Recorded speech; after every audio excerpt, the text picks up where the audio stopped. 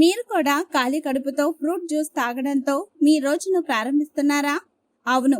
అయితే ఈ పొరపాటు మీకు చాలా హానికరం అంటున్నారు ఆరోగ్య నిపుణులు.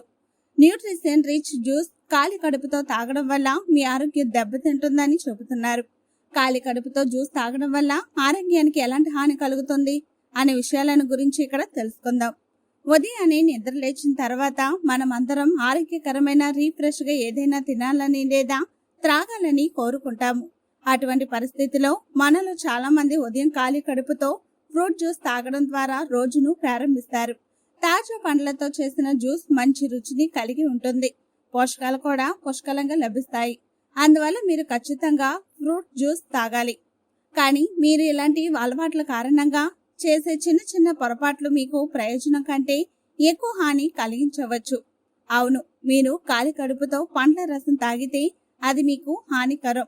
ఖాళీ కడుపుతో జ్యూస్ తాగడం వల్ల మీకు ఎలాంటి హాని కలుగుతుందో ఇక్కడ తెలుసుకుందాం. అన్ని రకాల పండ్లలో ఫైబర్ ఉంటుంది. ఫైబర్ రక్తంలో చక్కెర స్థాయిని నియంత్రించడంలో కూడా సహాయపడుతుంది. ఇది రక్తంలోకి చక్కెరను నెమ్మదిగా విడుదల చేస్తుంది.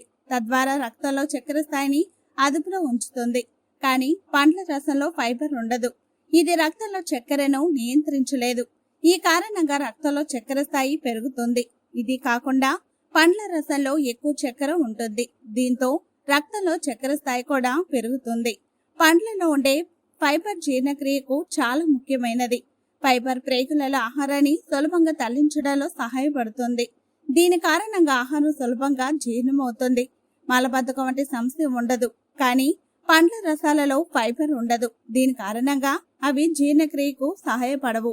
ఖాళీ కడుపుతో జ్యూస్ తాగడం హానికరం. కానీ అది మీ భోజనంలో చేర్చి తీసుకోవటం వల్ల చాలా ప్రయోజనాలను అందిస్తుంది. ఏదైనా ఇతర ఆహార పదార్థాలతో జ్యూస్ తాగడం వల్ల రక్తంలో చక్కెర స్థాయిని నియంత్రించడంలో సహాయపడుతుంది. ఆకలిని కూడా నివారిస్తుంది. అందువల్ల మీరు ఉదయాన్నే జ్యూస్ తాగితే ఓట్స్ వంటి వాటితో కలిపి తాగండి. తద్వారా మీరు పీచుతో పాటు జ్యూస్లను పోషకాలను కూడా పొందుతారు.